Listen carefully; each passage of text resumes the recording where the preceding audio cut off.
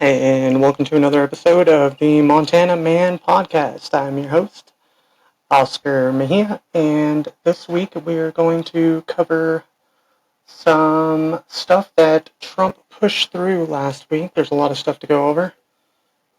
So let's start. So the list of executive actions and things that Trump went forward with last week are as follows. End of birthright citizenship policies allow military servicemen to act as Border Patrol agents and use the unused facilities and equipment at their disposal. Allow military servicemen to act as Border Patrol agents and use any unused facilities. I already said that. Suspend refuge arrival for 90 days pending review from the State Department and Homeland Security. Redefine what it means. Stop any government agency from issuing documents recognizing the child as a citizen that's already being challenged in the federal court system. That is the birthright, I think, thing in the Constitution. So that's going to be challenged. Don't really have an opinion on that. Prioritize building the wall and other barriers along the U.S.-Mexico border. Direct the Attorney General and Homeland Security to create a new task force in all 50 states whose duties would include ending the presence of drug cartels, foreign gangs, and criminal organizations, also giving Homeland Security agency to cooperate with individual state law enforcement agencies, and it would empower non-federal officers to act as border security agents, so to speak. So that's basically just giving the states a little bit of a way to expedite the immigration process, deportation process. So basically what it's going to do is it's going to give the states some teeth like federal agents would have. That way we're not burdening the federal system with locating, arresting, and transporting these people. It would require DNA from migrant detainees, federal law, which was passed in 2005. So that's not actually something that he passed, but that's going to be something that he's following now going forward. Forbid so-called catch and release practices instead of deporting the migrant while he or she awaits their court dates.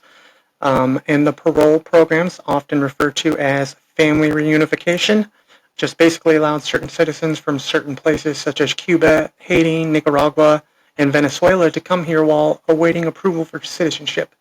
So I don't know why those places were chosen as an exception, maybe because of just the way it is. I don't know if they're bad places, if people are claiming a lot of sanctuary from those places.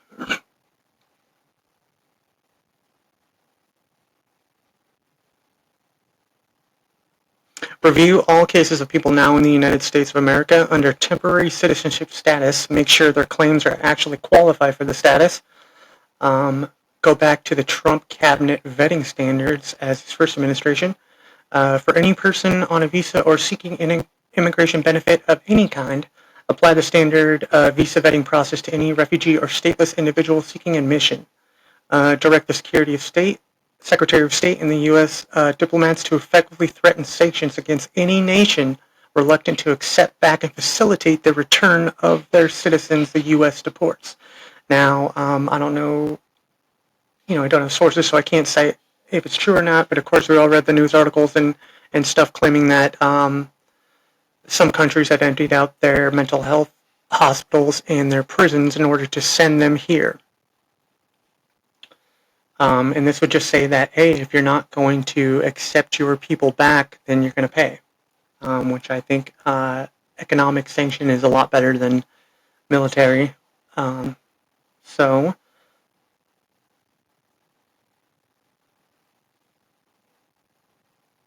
it would direct the Attorney General and others to deny money to so-called sanctuary cities. The administration sees as interfering with the federal immigration enforcement. Now, this just goes back to, of course, Trump. It's Trump, dude. He's going to deal with opposition all the time. But this is the will of the people. This is one of the things he ran on. This is one of the things people voted on, and the people have spoken. So if you're going to get a bug up your ass, like California, New York, anything like that, then you're going to pay. We don't have time for your bullshit. We're trying to fix the country here. You want to slow us down, you're going to pay some money. designate cartels as terrorist organizations. So I'm not really sure what the end goal of this is, if this is just something to scare the cartels, or if later down the road they're actually going to gather, military presence and go in there militarily to stop these guys. I've always felt like they could. We have the largest producer of illegal drugs in the world, Mexico, right next to the consumer of the most illegal drugs in the world, which of course is the United States of America. Now, that's been allowed, that's public information, that those numbers have been out for 30 years. Um, and I mean, we're the U.S. government. If we really wanted to go down there and stop it, we could. We would. But again, I've also heard, I don't know how they would calculate this exactly, but, I've read news articles claiming that the drug cartels generate more revenue than the top 5 companies on the S&P 500. Now, we're talking like Apple, Nvidia, big players, man, taking billions of dollars a year, and these cartels, they say, taking more than them. So, it doesn't take a genius to figure it out, dude. Someone's profiting, and I think there's a reason they've allowed this to go on. Again, can't prove it. If I could, it'd be another story. Require within 30 days, the Attorney General, Secretary of State, and other evaluate the adequacy of the programs designed to ensure the proper assimilation of lawful immigrants. Again, that's just to make sure everything's running smoothly. There's already a lot of laws in place when it comes to immigration, but they weren't exactly all followed. So moving on to economy, business, and international trade, he directed all executive agencies to reduce consumer price, and he wants a progress report every 30 days. Now, of course, there's 2 schools of arguments about this. There's the people who are saying that it's just the American capitalist system and there's nothing you can do. And some people, Ben Shapiro would even call other people communists who don't agree with that. And for the average man who isn't invested heavily in the S&P 500, who doesn't have a retirement account, there's clearly a class of people that are benefiting from this, and Ben, you're squarely in that class. A review of the NFTA with plans to negotiate in 2026 or sooner, and also plans of a 25% tariff on Canada and Mexico goods starting as of February 1st. That has not been, as far as I know, last I researched this yesterday, it has not been an actual signed executive order so far. I believe these are just threats that Trump is using to better leverage, his position with these nations. Towards the establishment of and establish the External Revenue Service, which will collect duties, tariffs, and foreign trade related to revenues. So just like the IRS, this will be the ERS, I guess, which will be responsible for everything happening outside the country. I personally hope they tear down the IRS. Towards the also plan to review all our negotiations and trade deals with China with possibility of considering new tariffs. On the campaign trail, he promised tariffs as much as 60%. Also track down the fentanyl flow coming into countries, figure out where it's coming from China, Mexico, other countries, and post tariffs on those countries. Again, common sense, man. If you're going to allow your citizens to pump drugs to our country and you're not going to stop them, then you're going to pay.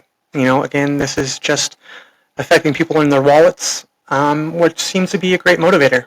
People seem to be a little more compliant when it's their money being affected. Pausing the U.S. TikTok ban for 75 days. All Americans try to figure out a potential buyer for the digital platform. Trump has stated a plan involving a permit issuance and the possibility of the government being partners with TikTok. Oh man, I know this drives a lot of people crazy, and they're going to say, oh, we don't need government in our social media platforms, but there already are. They were able to bully TikTok into leaving the country, or not leaving the country, but pausing their services, downloads, and use of the app. They were able to have incredible influence in Twitter, pre-Elon. They were able to influence Facebook. So, they're already in the social media platforms. If we do it this way, then the country could actually benefit from them being involved. Let's not kid ourselves. They have incredible power when it comes to exercising their right with these companies. I think we've seen that with the Twitter files and with, um, whatever his robot name is, the dude that owns Facebook, with his apology and stuff. So don't kid yourself. They're already there. They're already involved. We might as well make some money and have some leverage off this, huh? It's a good business move. Also plan to stop U.S. government officials from interfering in social media companies. Trump stated that previous efforts infringed on American constitutional rights of freedom of speech. So moving on, environment, energy, and climate. Withdraw the U.S. from the Paris Climate Agreement, blocking transfer of funds previously obligated to the Internal Climate Finance Plan. Declare national energy emergency to kind of follow the federal use of eminent domain and Defense Protection Act. This basically allows the government to command private land and resources for the production of goods deemed to be national necessity, as well as encouraging the Army Corps of Engineers to use a full extent possible and the full emergency permitting provisions to speed up projects, and also urging other agencies to use similar emergency procedures to expedite permitting processes and kind of bypass the Endangered Species Act or other federal laws to protect wildlife, as well as eliminating buying policies intended to encourage electric vehicle development. It's part of an effort to limit non-fossil fuel energy sectors. Require that within the next 30 days, all agencies submit a budget with a plan to eliminate regulations deemed broken, some with particular attention to oil, natural, coal, gas, hydropower, biofuels, critical minerals, and nuclear energy. It can be kind of hard to get those things off the ground, with permitting and all that stuff. And as you know, they want to build that nuclear reactor to power the AI computers. I think this will give them a little more power in getting that done.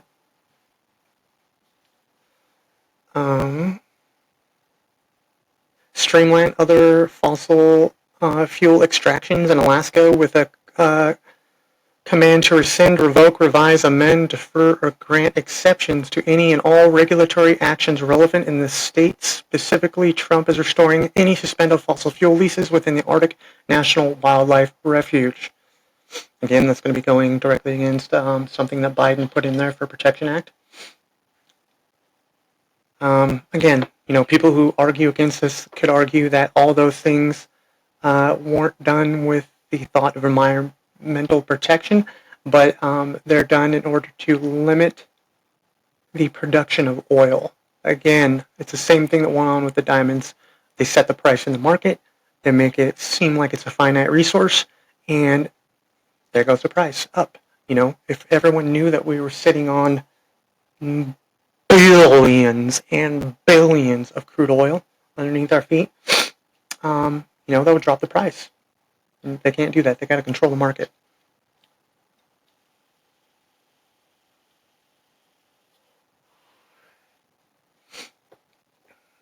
As well as eliminating buying policies intended to encourage electric vehicle development. It's part of an effort to, streamline other fossil fuel, no. Also, he plans to deny a pending U.S. Fish and Wildlife Service request to create an indigenous sacred site within the Arctic National Wildlife Refuge. Plans to restore his first administration's rules on hunting and trapping, specifically in Alaska, and ordered the Interior Department to align the rules on hunting and fishing in Alaska with the rules of the state-governed lands. Basically removing all special exemptions from that area and returning it back to the rules that were set up by the state. And finally, fuck the smelt. He plans to increase the water routes from Sacramento, San Quintin Delta. Trump wants to override the fish and wildlife protection efforts to route more water to the Central Valley in Southern California. I think with the fires that just went on, we can see the potential damage of that. Yes, we saved the smelt, but it caused billions of dollars of property damage. People's whole lives were uprooted. I think some people did lose their lives in the fire. Terrible thing, man. And to think, no one can say this with certainty, but looking back to think that maybe some of this could have been prevented with proper water storage and brush removal. It sucks. Civil rights, transgender rights, and DEI. He give executive branch departments and agencies 60 days to eliminate DEI inclusion programs, including all chief diversity officer jobs, equity action plans, and environmental justice positions. Is requiring departments and agencies to give the White House Office of Management and Budget and Accounting previous DEI efforts, including names of relevant DEI contractors and DEI grant recipients. Terminate 60-year-old executive order setting anti-discrimination reinforcements for government agencies and contractors, ending affirmative action. I think affirmative action's been in place for quite a while now. The numbers coming back don't necessarily support such a radical agenda. A lot of people on the other aisle argue that this is just basically racism in reverse and was a sloppy, quick resolution to a very complicated problem, which in turn created a lot of its own problems. A separate OMB memo effectively put all federal DEI officers on immediate leave pending the elimination, repealing several Biden-era directives on racial active equality and the LGBTQ rights. They include orders to ensure equitable distribution of federal money based on the 2020 census, and it would prevent government discrimination based on gender identity and sexual orientation, and specifically encouraging inclusion in school settings. The White House education initiatives for Native American, Hispanic, and Black Americans, and an order expressly long transgender persons to serve in the military. Especially banning transgender persons from serving in the military. This is kind of a big one, that the U.S. government recognize that only two genders, male and female, on passport, visas, global entry cards, and all the forms and documents and in all programs and communications. Now, I can realize that this can seem kind of cruel, but in my opinion, I believe that this DEI woke agenda was cover fire for what they really wanted to do, was push climate agenda and consolidate power into the hands of a few people. If that is the case, I have empathy for the transgender community. I believe I have a certain amount of understanding as well. If your agenda was used in this, that's terrible. It's a terrible thing,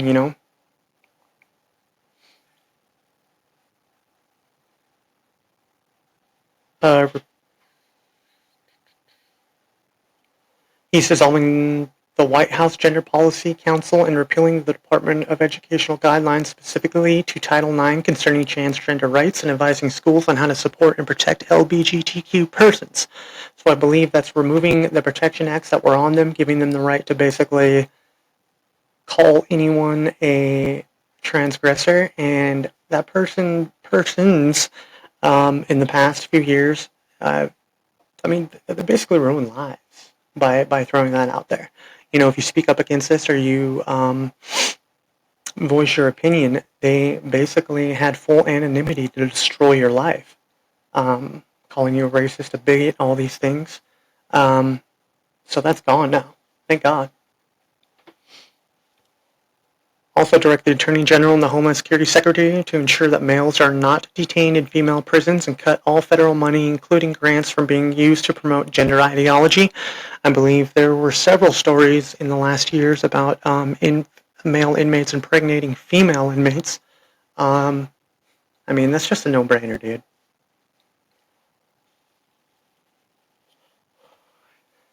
Government structure and federal workers. He established a government of efficiency.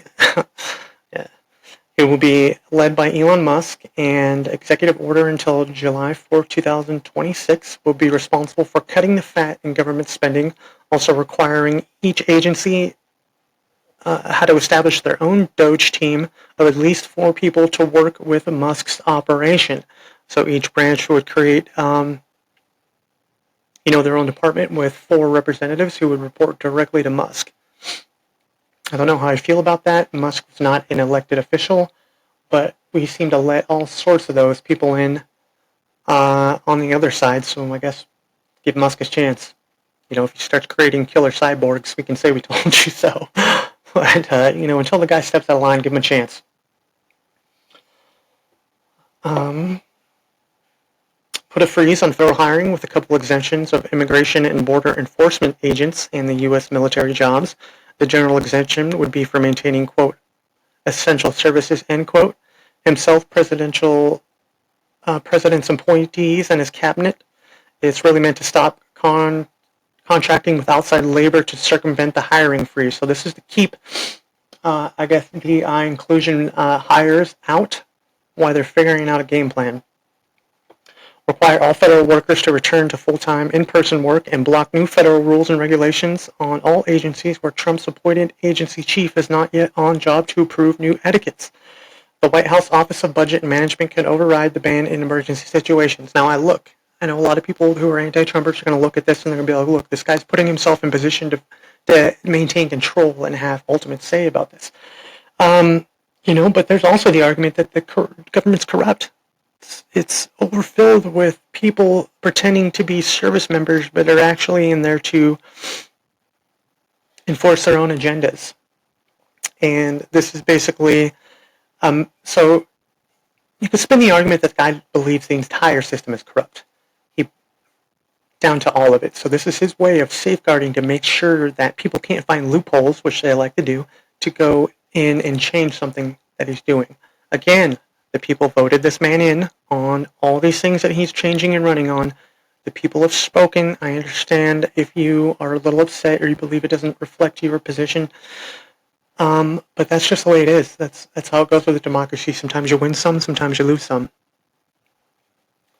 Also directed the Attorney General, Homeland Security to ensure that. Oh yeah, that's already done. So moving on to government structure and federal workers. He established a government. Oh yeah, I already did that. Sorry, I keep losing my place in here.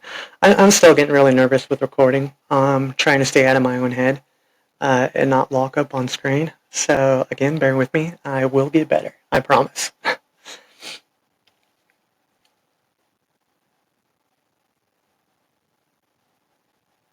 Republican Andy Oles of Tennessee introduced a resolution to amend the U.S. Constitution to allow President Trump and any other future presidents to be elected and serve a third term. This is stupid.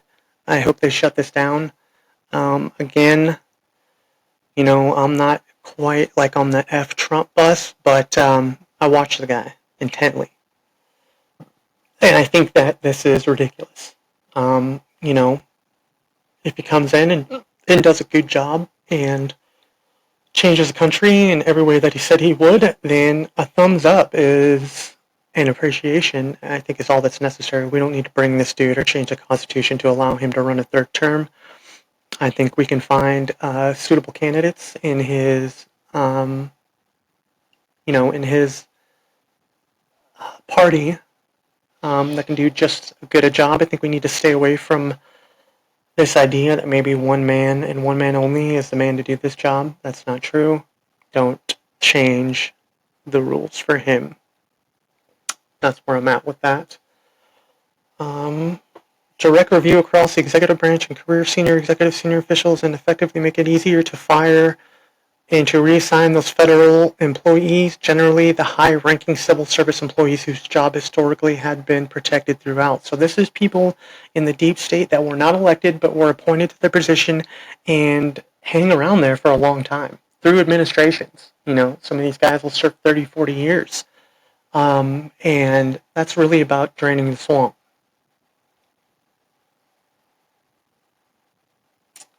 Administrative changes, because the SEC officials will significant government authority, they must serve at the pleasure of the President Trump's memorandum states. Also to establish within 120 days a federal hiring plan that will set most standards for federal hiring workers. Now this order prioritizes recruitment of individuals who are passionate about the ideals of America and Republic, and also preventing individuals based on their race, sex, and religion, while also blocking those who are unwilling to defend the Constitution or unfaithfully serve in the executive branch.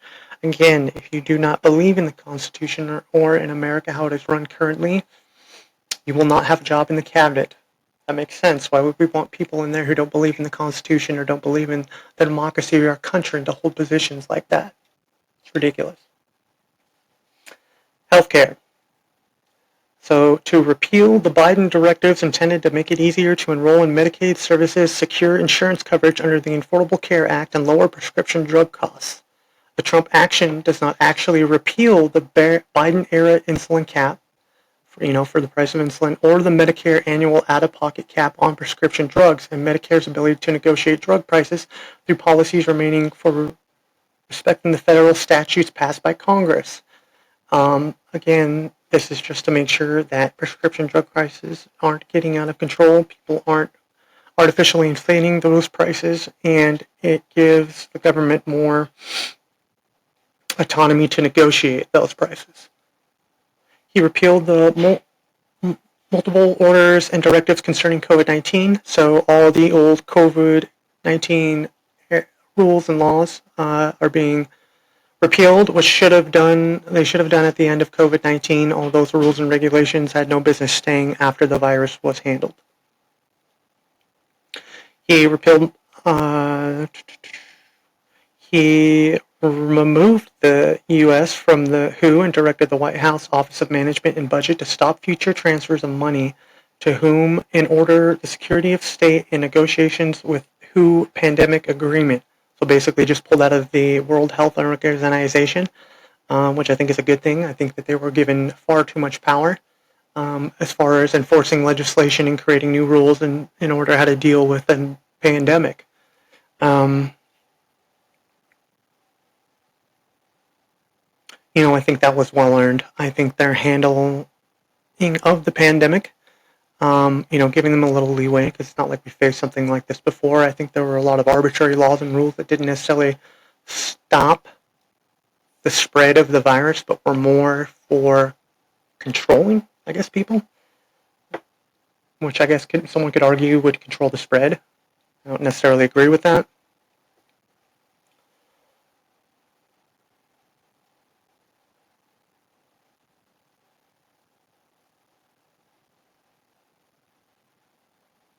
Defining membership and establishing the operational procedure for the National Security Council. Once all foreign development aid pending a 90-day review by relevant agency heads under guidelines from Rubio and the White House Office of Management. And the budget, Rubio has the jurisdiction to lift the phrase from any programs. I guess I must have typed this wrong. I think he has the authority to remove funding from any programs pending 90-day reviews. He also repealed the Biden guidelines for AI. The guidelines were formed as guardrails for the development of AI. Again, the argument against this was that the guidelines were set to let some companies who already had an advantage and a lead in the AI field to jump out in front of others and then kind of control the market. Nationalism. Trump also restored the name of the Mount McKinley in Alaska. It was North America's tallest peak and was named after William McKinley, the 25th president. And in 2015, Barack Obama renamed the mountain Mount Denali, and that was what the native tribes called it historically. Trump's order did not change the name of the surrounding Denali National Park and Reserve, so he didn't touch that. He just changed the name of the mountain. Requires Trump's personal approval of new architecture and design standards for federal buildings, and this is to ensure federal structures respect regional, traditional, classical, and architectural heritage in order to uplift and beautify public spaces in the United States. Trump also ordered the U.S. flags always be flown at full staff on Inauguration Day, effective immediately, and would contradict Biden's 30-day order lowering flags in mourning of former President Jimmy Carter, who died December 29th, 2024. Trump's order returns flags on federal installments to have staff on January 21st throughout the end of the morning.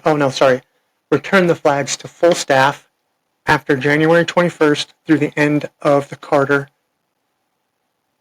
morning. Okay, moving on to death penalty and crime. So this is a little interesting. He directed Attorney General to explore what the 37 prisoners who had death sentence commuted to life imprisonment by Biden can be charged and tried with criminal crimes and state crimes. So basically to look if they can be charged with any other crimes. I don't really know a lot about the 37 prisoners that were pardoned by Biden. I don't know their story. I don't know If there is necessarily any other thing going on, I know that that was not a good look for President Biden. I didn't want him to do it because I feared that that would give Trump almost permission to carry out his own pardons. You pardoned your son, man, and then you pardoned a bunch of other people, and then you pardoned Fauci, and then you know what I mean. It's ridiculous, dude. We need to stop them both from pardoning anyone else. Like, just knock it off. You guys are like fucking high schoolers, dude. So basically, give the state teeth to go after the guys that Biden pardoned. I think this is just a stunt. I don't know. Again, I don't know what they did. If they did anything heinous or serious, if they did, then absolutely they need to be re-prosecuted. Direct the Attorney General to take all necessary and lawful actions to supply states with adequate drugs to carry out lethal injection. Again, it was kind of like the bullets thing. Like, you can't actually make something that you want to make illegal, so you just make sure that the people can't get what they need to carry it out. Like with the ammo, like we can't outlaw guns, but we can slow down bullet production. Good luck. Just fucking snaky ways of getting around shit, you know what I mean? Which, both people do on both sides. Every side. All of them.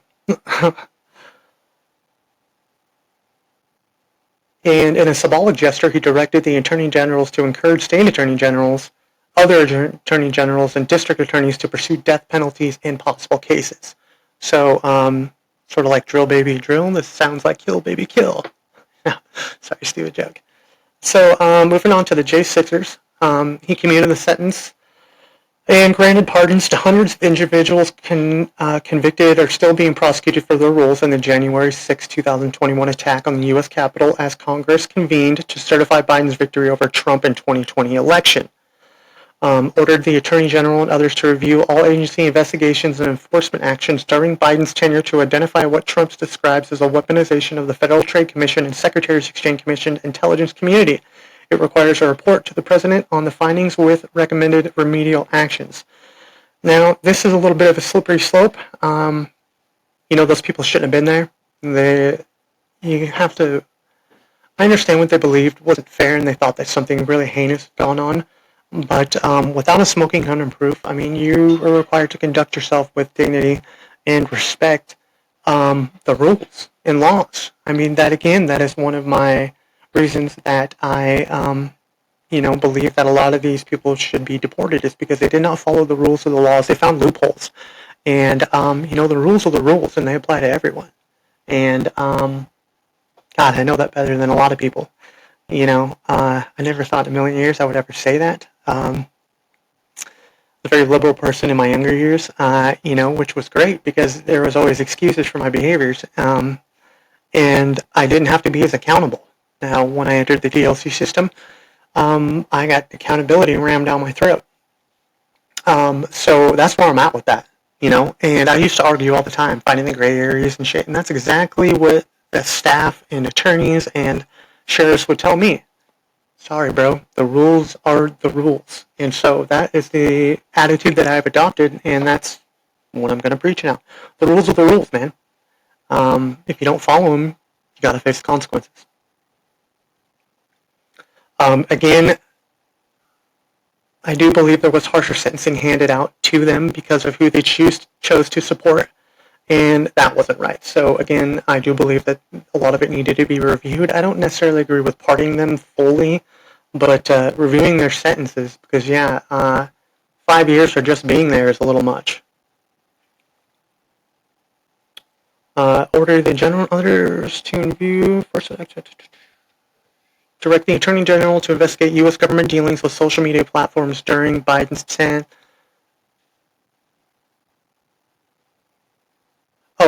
during Biden's tenure, make recommendations for appropriate remedial actions, and respond to what Trump frames as censorship efforts.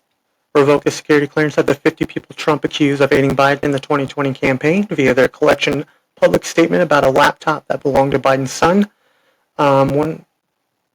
Biden's list includes former top intelligence officers such as James Clapper, Michael Hayden, Leon Pandini, along with Trump's national security advisor, John Bolton. This is kind of a no-brainer again. Whatever side of the aisle you're on, it's very clear that that was Hunter's laptop. and they knowingly lied. They lied to Congress. They lied to everyone. There needs to be repercussions from that. I don't care how virtuous you think your cause is. It doesn't give me permission to act as if the rules and laws don't apply to you.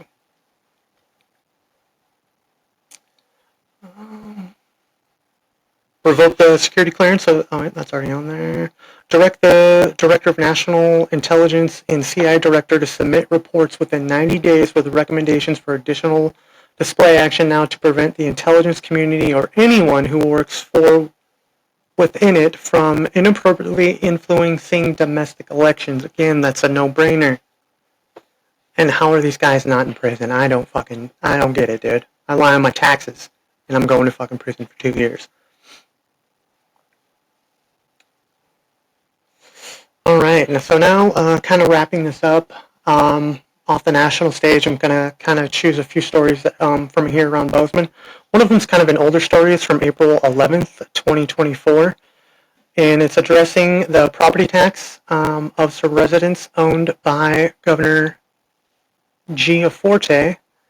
Actually, no, let me back this up a minute. So, a resident, Deborah Newville, opened her tax statement this year and was shocked to find out that she now owes $12,000 for the year, approximately $1,000 a month in property tax.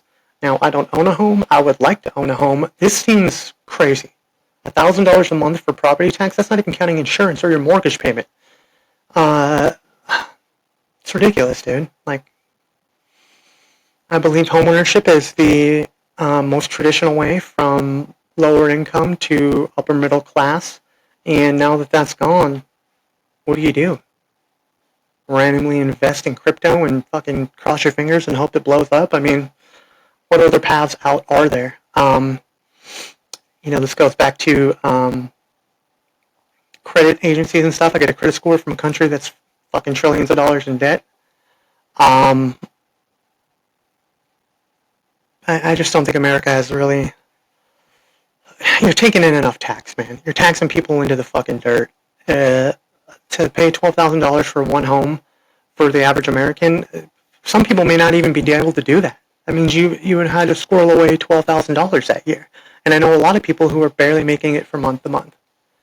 So I say that to say this. So back to Gianfortes. So someone wrote this article, and it was discovered that that Gianfortes owned a house in Helen actually saw a decrease in his property taxes this year, unlike property owned by others in the same neighborhood. So while people in the neighborhood houses property taxes were going up, his were coming down for his Helena house. So he also has a property in Bozeman, which saw a smaller increase than his neighboring properties, was largely because of the agricultural designation. The state revenue's office says that the reprisal resulted in a tax decrease for Gianfortes properties, but the neighbors in both areas were frustrated by a system they fear pricing more and more people out of homes. Again, Gianfortes, you are a representative of the state, you're a representative of the people, you're a very wealthy, independent man. It's kind of underhandedly and dastardly to be finding all these tax exemptions and loopholes. I think those need to be closed down for people who are affluent. If anyone's going to need a tax break, it's this lady right here, Deborah. Why are you so entitled to tax breaks and to find these loopholes, but Deborah isn't? Again, not cool, man.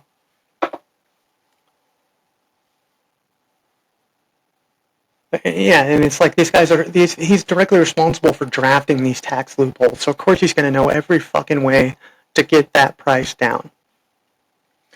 According to why regular Montanans are struggle month to month, this elitist class that we have going on is concerning. Rules for thee and not for me. That seems to be a recurring thing from our public servants. All right, switching gears a little bit. I'm going to be talking about a little bit about drug seizures here in the state of Montana. Anyone who lives here knows that while we don't have the same crime and drug usage as bigger cities, for how small our towns are, it is pretty alarming. We definitely have a underground drug culture here in Montana. It's very much doing well. So according to the story in the KZBZK, Channel 7 Postman, I fucked that up, sorry. Drug seizures were down in 2024 compared to 2023. The Montana Division of Criminal Investigation says that for the first 3 quarters in 2024, over 250,000 drug overdose units were seized by the Rocky Mountain High Intensity Drug Trafficking Area, or HIDA, which is down from the same period in 2023. Now, an investigator commented that it doesn't really feel like that out here in these streets where they used to. Where they're getting to feel out here in these streets where they were stopping people and seizing, in the larger instances, 1,000 pills. Now, when they're stopping people, they're seizing 10,000 at a time. Now, just take my word for it. That's a lot. That is a lot of fentanyl. Fuck, dude. If there's people in cities going through 10,000 fentanyl pills, that's fucking alarming. The spokesman for HIDA says that the Bureau has a real problem with methamphetamine and fentanyl, and they're seeing a rise in cocaine. Crawford, an agent with the task force, says 100% of methamphetamine and fentanyl comes from Mexico, and when I get questioned how much is from cartel related, I respond all of it. That's alarming. Crawford also states that in 2 towns in 2024, he saw 34,000 fewer fentanyl pills and 4 kilograms less cocaine and 22 kilograms less methamphetamine. Crawford also points out that the smugglers are using more of the back dirt roads from becoming very cunning and using it for their distribution methods. Again, I personally think that they're just getting clever about smuggling it in. I don't necessarily think that drug use has gone down. If anything, I think it's gone up. 2020 to 23 report from the Montana Department of Public Health and Human Services says that more than 100 people die each year from drug overdoses in Montana. It's a lot. And I've seen people young and in their early teens and people in their 80s using these drugs. And I can attest to that. I've been locked up with 65-year-old street dudes, and it's not cool.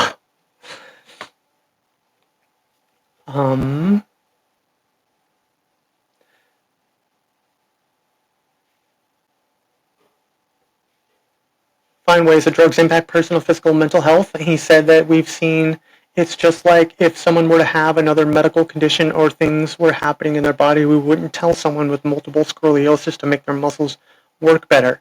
Obviously, he is claiming the addiction as a disease, not taking anything away from anyone's personal struggle, but I have struggled with addiction most of my life, and I think that it is a disease of choice.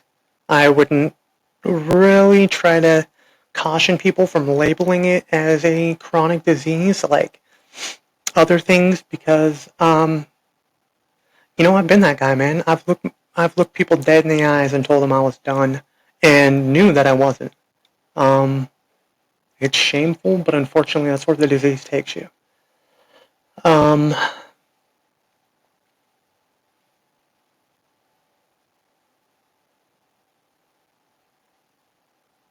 So the Department of Justice has provided roughly 500 Narcan kits at public Montana schools and organizations over the past year, helping people getting through an opioid overdose. If you or someone you love is in crisis, Chief Crawford recommends calling 988 for help. And if you're struggling with addiction, Dr. Moore's office is taking appointments with no referrals necessary. I would encourage anyone who's struggling right now to really use those resources. It may seem fun at first, but I can assure you the consequences are quick to follow if they haven't already. This is fucking pathetic to say, but I, at 38 years old, had an epiphany and I realized what I had done. I turned my life around and I turned back, but it's a long road out, man. It took me a lot of time to get here. It's going to take me some time to get out. And just don't do it, dude. It's not fucking worth it, I'm telling you right now. It's really not. So, moving on to the last story here, and that is the collection and distribution of Montana Marijuana Tax Fund. So, this is a little graph of how the Montana marijuana is broken down and distributed. Nice little graph there. So I will break down the graph for you. So there's two forms of sales. There's recreational and then there's medical. Recreational is taxed at a higher rate than medical. Recreational is state tax of 20%, and then another local tax of up to 3%, and that 3% is broken down as follows: 50% to the counties, 45% to the cities, 5% to the Department of Revenue. Now, medical sales. State tax up to 4%, or state tax 4% flat. Medical sales, local tax up to 3%, 50% of that going to counties, 45% to cities, 5% to Department of Revenue. Now, with the remainder of the fund, the first $6 million is dedicated to healing and ending addiction through recovery and treatment, the HEART program, substance use disorder prevention, mental health promotion, crisis treatment recovery service for substance use and mental health disorders. Now, I'm going to call bullshit on this, or this money. I don't think this money is making it to where it needs to make it to, because I can tell you right now that if you were a person suffering from addiction and you were to decide to be done, you can't just pick your phone up and decide to go somewhere. That funding's not available to you. Those programs aren't available to you. So I don't really know what they're talking about with this. Your best case is just to get arrested and go to a DOC treatment facility, really. So $6 million going to that. 20% going to FWP, Wildlife Habitat. 4% going to FWP State Parks accounts. Another 4% going to FWP Trails and Recreational Facility accounts. Another 4% going to FWP Non-Game Wildlife account. And, that's 32% going to FWP. That's fucking crazy. Like, I get it. We like our outdoors here in Montana. But, I mean, if you're going to do that, then why do I need to pay for a fishing license? Why do I need to pay for a game tag? What have you guys been doing with that money? Like, okay, so, and then this is another one, too. 3% or up to $200,000 for the Department of Military Affairs Veteran and Surviving Spouses account. So we will spend more money to protect grass and fish than you will to Department of Military Affairs. So, thank you for your service. But I would not recommend going into that if you have options. $150,000 goes to the Board of Criminal Control and Crisis Intervention Team Training. I don't know what that means. And then the remaining goes to the Montana General Fund to be stacked. Recreational marijuana has been legal now in Montana since January 1st, 2021. When Montana voters passed ballot initiative 190 to legalize recreational marijuana based on House Bill 701, which was signed into law back in 2021. There's a specific set of rules on how the state spends the allocated money. I just broke it down to you. I kind of wish when I Googled that there was a little more transparency. I could actually see they hadn't had the total for 2024 yet, I don't believe. But there's kind of like a way to kind of see where this money's going, tracking. Because the FWP umbrella, that's like so broad. Like, what exactly are they spending it on? Trucks, mowers, agents? Like, what is it?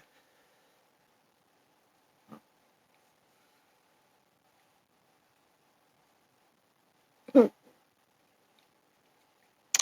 right. According to Susie Lindsay, the lead financial analysis for the DOR, in 2023, Montana collected over $57.7 million for cannabis tax revenue. Of that $57 million, $47.7 million came from adult use sales recreation.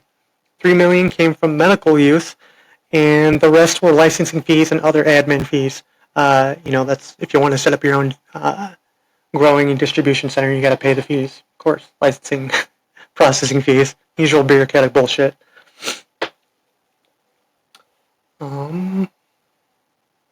However, just last year, lawmakers approved Senate Bill 442, which would change how that money was distributed. However, the bill was vetoed by Governor Greg Gianfortes, and lawmakers say that they don't have enough votes to override it. I'm glad somebody shot that down. I think that the original plan, the one that people voted on, that needs to be stuck with. It reminds me of a story. So in 2020, I was in Gallatin County, and the federal government had given the state of Montana something like $50 million to help with people paying their rent. So, people wouldn't lose their homes, people wouldn't lose their apartments. And like 7-8 months into COVID, I think only like $3 million of that had been actually used. Well, I forget the guy's name, so I don't want to call anyone out, but one of our representatives introduced a bill to take that money and spend it on other things. Now, that wasn't passed, thank God. Some people with some sense stood in the way and said, no, you need to get the message out to people that this fund exists, and that it's available to use. And they did, and what do you know? Within 2 years, that 50 was gone. I can't say that there was like really anything shady going on. I don't know for sure. I don't have any evidence, but just my own suspicious nature. That money was from the federal government for a certain thing. Don't try to fucking funnel it to your buddy's fucking pet projects or anything, Again, I think we need to expect more from our representatives. I don't know how we got in a system where all our representatives are rich as fuck. Crazy. But I think there are going to be more common good people going into this. People who don't expect to get rich, who won't make themselves millionaires with deals and fucking backhanded handshakes and shit, Just normal people, representing normal people. What the fuck do I have in common with a millionaire? He has a lawn. I mow his lawn. I don't fucking know. So that is the end of my podcast. This is my second attempt. The first one I recorded had no sound with it. So, again, I'm learning to do all this. So, thank you for watching my podcast. If you have any suggestions or you just want to talk a little trash, leave some comments. I got thick skin. It ain't going to bother me none. Again, I am the Montana Man, and thank you for listening.